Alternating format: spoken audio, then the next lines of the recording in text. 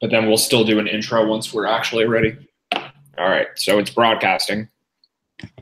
Oh, shit. What happened? No, nothing. I'm just saying we're live. It's crazy. Scary stuff. How many people are tuning in right now? I'm going to check. It's going to record, though, so, like, people can watch it late, although no one's going to – I don't know why you would watch it after. Yeah. All right, when, so, like, people can watch it late. Oh, that's me. Okay, I shouldn't have my own audio over the audio. I got the link, though. Should I clarify this? Are you doing the tweet thing? Yeah. All right. Because it did come up. It said I started a. Yes. I just did another. 1 second. Okay, we've got 2 people watching. One of them is me. One's me. The other one. I don't know. Josh? I didn't post the link yet. Oh, wow.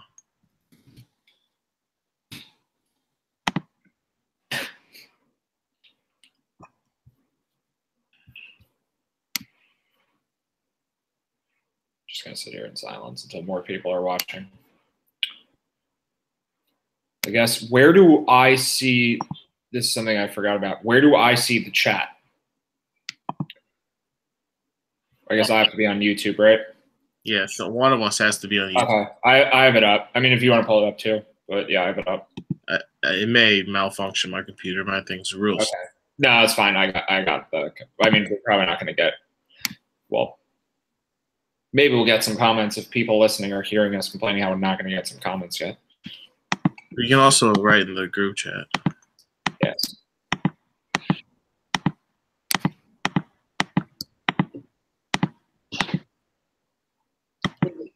I'm gonna sponge. I think the Cubs homered again. Who was it? Rizzo. Wow, I was gonna make an early lineup and just stuff some Cubs in there. Yeah. That would be working well so far. H to the Rizzo. Popular fantasy team name. All right, should we start or what? All right, let's do it. So introduce it and we'll just go. Yeah, I guess so. All right, everybody. Welcome to the opening day of baseball. It's finally here, and thanks for joining us here at RotoPros. This is our first ever pre-lock show for the upcoming opening day slate. And joining me is Matt. Welcome, Matt. All right, let's do this. Let's figure out who we're going to roster for baseball today. It's going to be a fun year. Yep, let's do it. All right, let's start with a quick, survey of who we like, our favorite stacks, favorite pitchers, contrarian value, high price. What's your favorite stack going into this opening day slate, Matt? So it's kind of gone through a couple different teams over the last few days since we've been trying to figure out who to roster for opening day baseball for about a week now. It was initially going to be the Royals, but we've got some weather issues there where the wind is blowing in a bit, and that kind of hurts the hitting production. And then Salvador Perez hurt his knee yesterday. So the offense for Kansas City is just a lot worse. It's worse than we thought it would be, and it's a worse situation than we thought it would be. So that's kind of bumped up our secondary choices. And I think the best one now is the Orioles by a decent amount. Just now that we've played around with the lineup builds and stuff like that, I know you have too, Nick, just like plug the players in and out on DraftKings. The Astros are in a good spot too, but they just don't fit quite as well as the Orioles. So I think we'll just end up using a lot more of Baltimore, and it's a really good spot for them. We're going to have to figure out some of the sound stuff, but whatever. It's a really good spot for them, partially just because of how they score runs. They hit a lot of home runs. They tend to be like a boomer bust offense, which is really good for DFS upside. And then they're facing a pretty bad pitcher in Jake Odorizzi, who has home road splits that are very negative. This is a road game. He has righty-lefty splits that are actually negative for him because he's a righty pitcher who's worse against righties, and the Orioles have a very right-hand heavy lineup. and most of their guys hit right-handers better too. So it's just a really good matchup overall. Prices are reasonable, and yeah, I think that'll be the team that we're using by far the most. Yeah, I agree for the most part. I'm actually looking at the chat right now. We may have a malfunction. Someone says they can't see us right now. Do you think that's possible? Or It looks like it's on now. I think it. Yeah, I have the YouTube chat up, so looks like we're good. I guess keep typing away if you don't see us, but. All right, let's get this. Yeah, all right.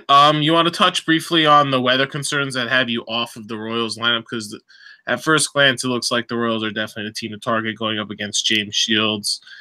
They are actually projected to be one of the worst MLB teams this season, but have one of the second or third highest implied total on the slate today. So that's definitely something that stands out. And their prices are very, very easy to fit with Chris Sale. But like you said, there are some weather concerns with the wind and the temperature, right, Matt?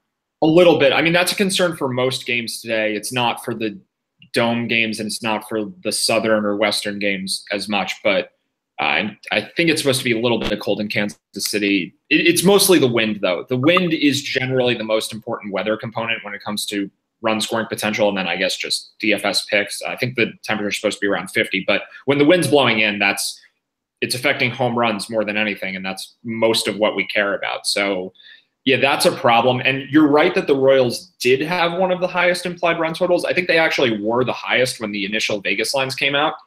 The over-under for the Royals game was 9.5 initially, and the Royals were minus 170 favorites. The Royals are only minus 135 favorites now, and the total has actually dropped a full run to 8.5. A lot of that is the weather, and it's also because Salvador Perez isn't playing. So while that if you just looked at the betting line information, you'd say, wow, the Sharps are betting the White Sox, which is sort of true. But it's also true that the public is just betting the White Sox because the news has changed. So it's not that the other Royals hitters are less good now. It's just Perez isn't there and the weather has changed.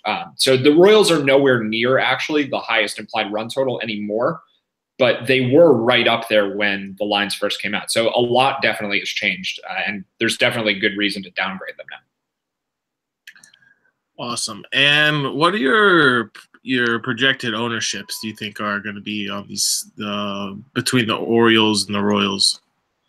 Like from my standpoint, who I'm rostering, or who we think the public? Do we think the public will be higher on the Orioles or the Royals, or who do we think the public is going to gravitate towards the most, assuming Chris Sale is in their lineup? Well, part of the reason, I guess there's two main reasons not to factor in ownership that much in baseball. One of the reasons is that there are a lot of games. There usually are more baseball games on a given day than there are in other sports. So the ownership just gets very spread out. But the other thing is just that ownership is very unpredictable. And I think it's especially unpredictable on opening day, where you just have a lot of casual players who are just throwing in lineups and don't really know what they're doing. The one thing that I think we can be very sure of is that the Yankees will have a lot of ownership because there's just a lot of public bias towards the Yankees. But as far as who the public gravitates towards with the other teams, I think Mike Moustakas and Lucas Duda, like those Royals hitters, I think will be semi-obvious. I don't really think the Orioles will have much ownership. I would guess that after the Yankees, the Astros are the next highest owned team, maybe even first. I think the Astros could be the highest owned team because they do have the highest implied run total. So I think after Houston and New York, ownership kind of goes out the window. I don't really even think we have to worry about it too much at that point. Cool. All right. Let's move on to some of the starting lineups, and we've got them all out right now. I think. Right? I think every team that's on the main slate, their starting lineup has been released. Yeah, it looks on my lineup page. It definitely looks like every team. Yeah, I think so. I'm just going to refresh and we will see, but I think so. So we do have some interesting. I guess a little bit of the situations have changed with the lineups that have come out, and there's a little more value than we would have thought. Yeah. Let's touch on the Orioles first. We have Chris Davis leading off. This is definitely something unfamiliar. When was the last time Chris Davis led off? I don't think he ever has, at least not recently. It's sort of a trend now where teams are just kind of putting a high on base percentage guy in the leadoff spot and not worrying about the speed of the runner. The Orioles don't really have fast players anyway. I guess sort of Tim Beckham, but Davis is probably a better OBP guy than Beckham. Davis was also just awful last year, so I don't know if this is going to work. Maybe they're trying to like get him going early by batting him first. I don't really know what it is, but the fact is that Chris Davis is only 3.7K on DraftKings. He's batting first, so he has a lot more fantasy point scoring potential than we would have thought otherwise. It's a really good spot in the order for him, so I'm much higher on him individually than I was before the lineup came out. Awesome. And is there what other, guys that stand out in these lineups? Is the weather a concern in this Philadelphia-Atlanta game? Because I was thinking about using some of the Atlanta hitters as plugs around a couple different stacks. Yeah, well, Nick Williams was someone who I thought would make for a good value play initially because he was projected to split time this year with Aaron Altair. But it looks like they're both starting, and Nick Williams is only 3.5K, batting third in a good matchup against Julio Teheran, who's a lot worse against lefties. But the wind is blowing in from right center field, so that's even more of a downgrade to left-handed hitters than it is to right-handed hitters. It's blowing in from right field, so it's worse for lefties. So the value plays, I think, are kind of off the board for me in the Braves-Phillies game. I don't think the game has much of a chance of getting rained out, but it kind of just – it's one of those games that becomes a fade where the pitchers are less usable because there's a chance of delay, and then the hitters aren't really in good spots anyway because of the wind, and also just they're not very good. Most of the hitters in this game aren't very good, and the ones that are just pretty expensive. I think Nick Williams is really the only exception. Hoskins and Freeman are both very expensive. So I think it's pretty easy to stay away from this game, all things considered, and kind of just lean heavier on the games that we know have more value and just have a lot more security in them. Yeah. Another team that I find interesting, although they're playing in a predominantly pitcher's ballpark, are the Milwaukee Brewers going up against Clayton Richard. They seem to have, outside of recent acquisition Christian Yelich, they have a pretty right-handed heavy lineup with a lot of a few power bats that seem to be a bit fairly priced, maybe a bit underpriced, especially Ryan Braun. He was a player I had my eye on in particular. Any thoughts on Ryan Braun? I think he makes for a decent play. He's probably not someone I'll have a lot of just because there are a lot of guys that you can use at first base and outfield today. Let me actually check. Braun is playing first, but I think he's eligible in the outfield. That may change going forward. But yeah, he is an outfield. DraftKings is only outfield eligible.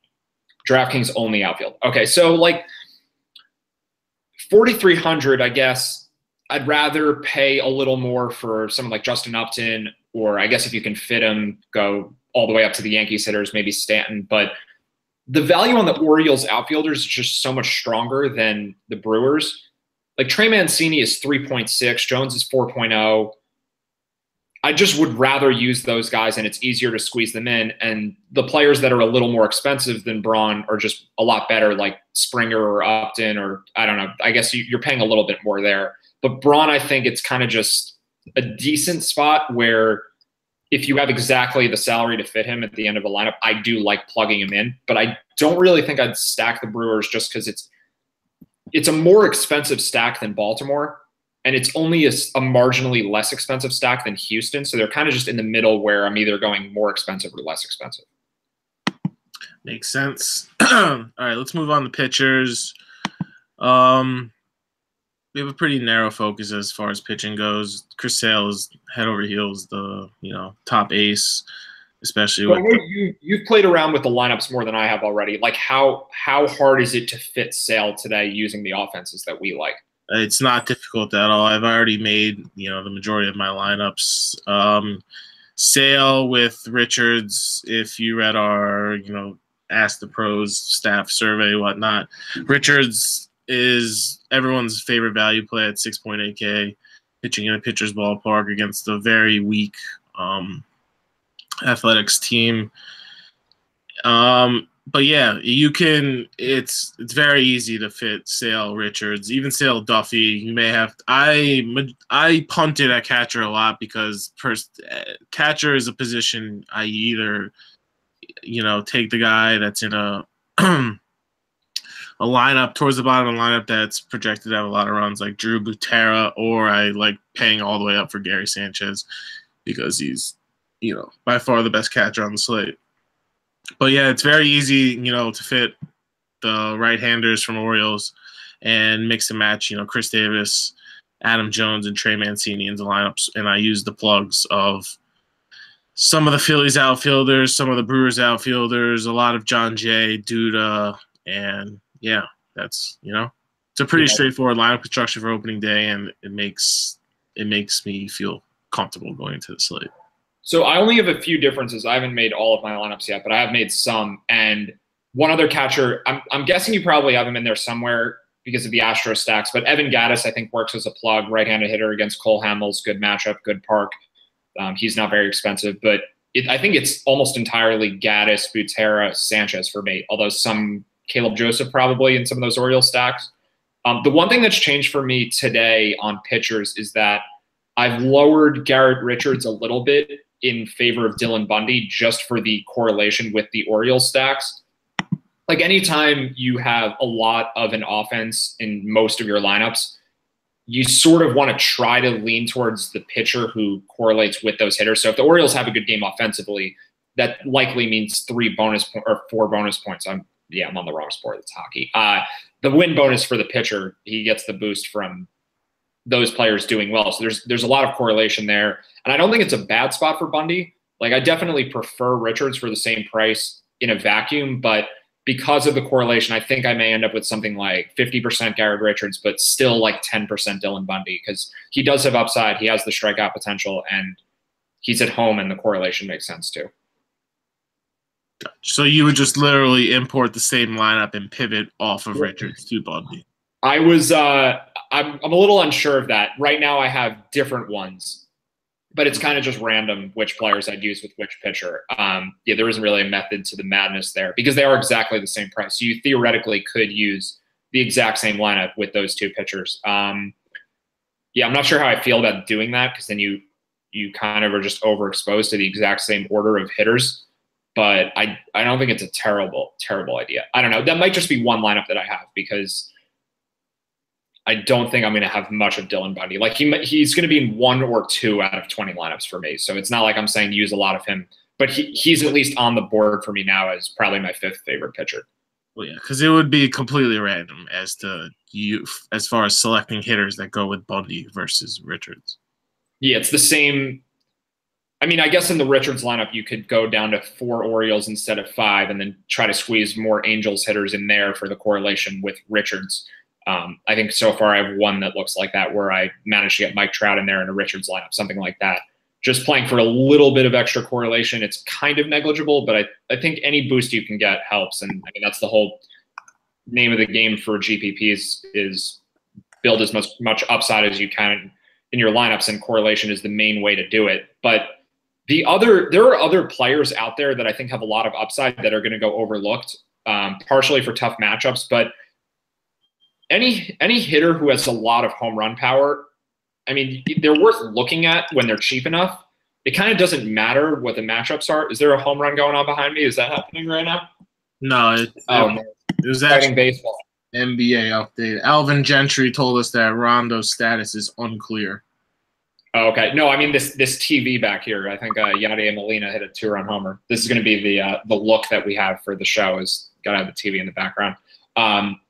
But there are a couple of hitters that have a lot of home run upside that we're not looking at. Like I think Matt Davidson going against Danny Duffy, even in the conditions with the wind, like we talked about. Davidson still has a lot of power and he's good versus lefties, and I think no one's going to use him and he's cheap. I think Joey Gallo will be really underowned against Verlander, and Gallo can hit 2 home runs in any game as easily as any player. It almost doesn't matter who's pitching, especially if it's a right-handed pitcher. So I'm going a little bit out of my way to squeeze in Gallo, not so much for Davidson, but I think I'll get him in there like once or twice. And then Manny Margot, he's leading off for the Padres. I think he makes sense as a value play. Like if you've got 3,400 left for a lineup, I think John Jay is about the same price, but Margot is just better. He should be a lot better, even in a slightly worse matchup. So like I prefer Jay if other Royals are in the lineup, but I prefer Margot as the value play if it's by himself. I'm just looking at Bundy's stats real quick from last season. They're sort of okay. He has the strikeout numbers, which are helpful, but he's kind of just strikeout lefties. This Twins lineup is a lot of left-handers. The Twins lineup, yeah. Let's take a look again at the Twins lineup because I think it looks pretty average, but it is a lot of lefties. Yeah, they added Logan Morrison, which should help against righties. They have Max Kepler, Mauer, and Rosario are there from last year. Jason Castro, I mean, whatever. Castro also, by the way, I think works as a catcher plug-in at 3,000. Yeah, I like Manuel Pina better at the same price. He's hitting 6. Oh, right. The Brewers catching platoon situation. Yeah. Kind of whichever Brewers catcher's starting kind of get some consideration. It almost doesn't matter who they are. But, yeah, I think Pina's fine. Clayton Richard, it's kind of hard to figure out what he is. Like, if you look at just the prices of the starting pitcher, Chase Anderson is 8.1K and Richard is 5.4K. So by that alone, you would say the Brewers are supposed to do really well. The line for the game, like the betting line, is even. It's pick 'em. So maybe Anderson is priced higher because he has more strikeout upside. But I also think like Anderson's price is really inflated because of his ERA from last year. And Richard's price might be down because he gave up a lot more home runs per fly ball than you would expect last year. Like his home run fly ball rate last year was 19% or so. And league average is about 10%. And Richard's career average is like in the 12s. So the 19 is pretty unsustainable. Like you would think that would come down.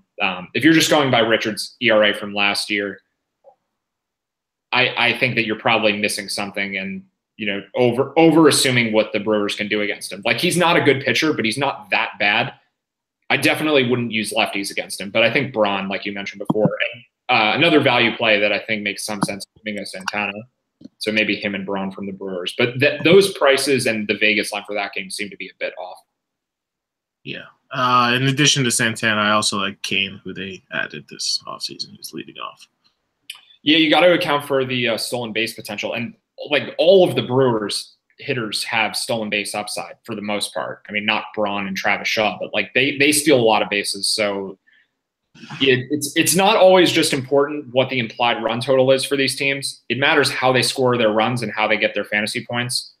Like the Orioles may score 5 runs in a game and say the Angels score 8, but the Orioles score their 5 runs with 4 solo homers. So that's going to score you a lot more fantasy points. And the Brewers may not hit the homers, but they may steal 3 or 4 bases in the game and it kind of gets you the same upside. So that it's always worth monitoring the method to the run scoring and not just looking at the run scoring. Yeah. All right. Let's touch on bullpens. I know that's your specialty. So sure, it's hard this early, but let's do it. Is there any particular offense outside of the ones we've already mentioned that you think may have some upside due to a pitcher getting smacked around early and a really shitty bullpen being forced to elongate the game?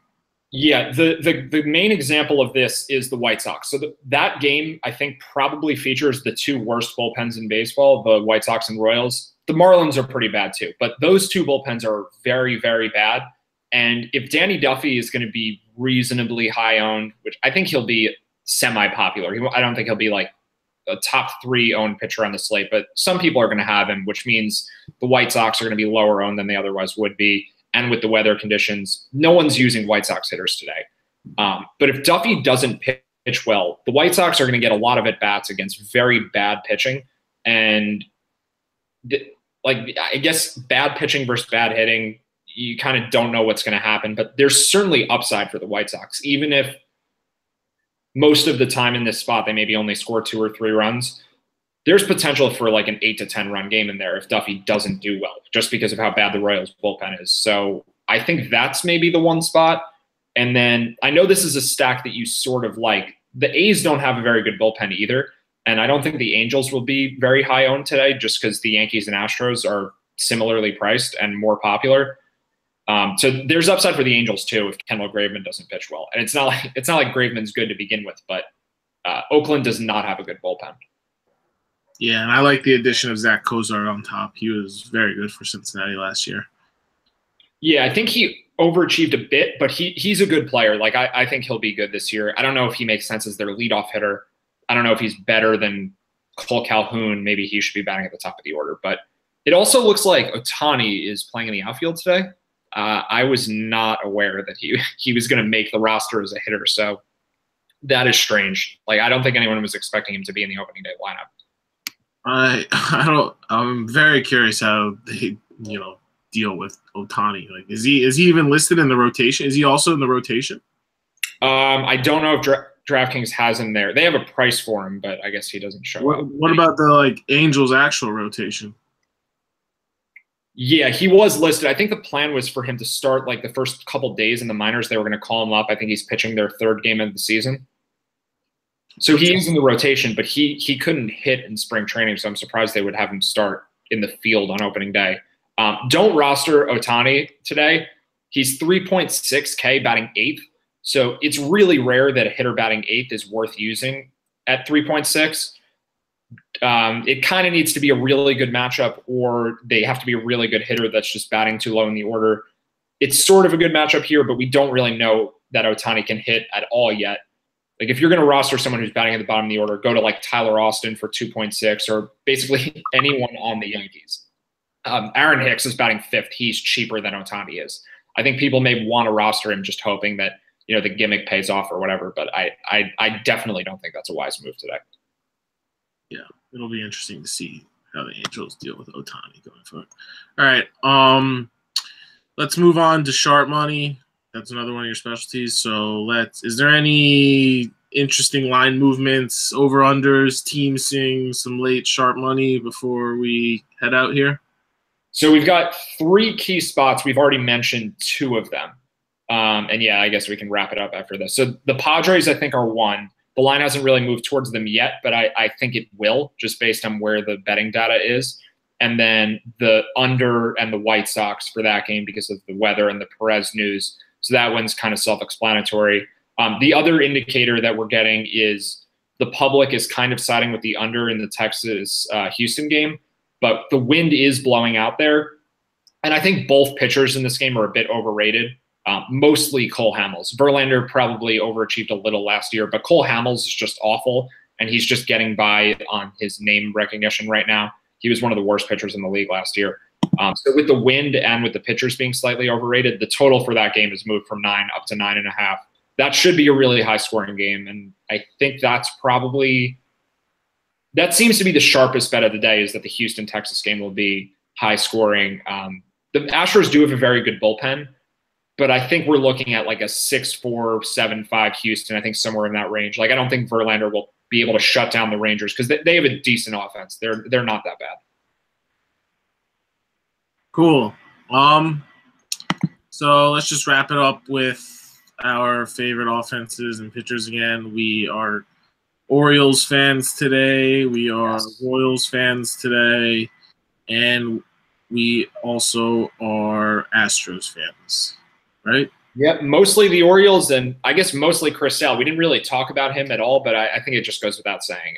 Chris Sale is – it's self-explanatory. He's probably going to pitch really well today. I'll quickly just read off what the Rays lineup is. I don't need to go through the whole guy, all of them. But Matt Duffy's hitting leadoff. They have Hechavarria, Daniel Robertson, and Robert Refsnyder. I guess there's some hitting ability there, but there's no one who's a great hitter at all in that lineup. Their best hitter might be Carlos Gomez.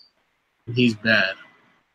I mean, maybe he's okay. He's shown flashes. He's been very inconsistent recently with injuries and stuff. But if it's not Gomez, it's CJ Cron, it's Wilson Ramos, Kevin Kiermaier against the lefty. That's not particularly scary. Denard Span against the lefty.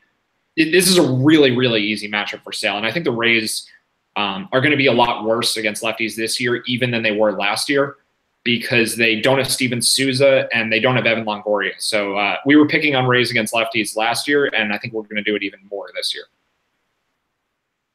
Cool. Any last-minute thoughts, changes, opinions? I don't think so. I think it's a lot of Chris Sale, a lot of the Orioles, and we'll mix in all that other stuff we were talking about. Yep, exactly. All right. That about does it for this edition of the Pre-Lock Show. We will be back tomorrow. Is there an early slate tomorrow? No, I don't think so, right? I don't think so. Let's quickly check, and then we will get out of here and make some more lineups. No, we'll be back for the main slate, which starts at 7. So we're going to be on at about 4:30 Eastern tomorrow. Cool. You heard it here first. We will see you guys tomorrow with some more insight on tomorrow's slate. Thank you for joining us.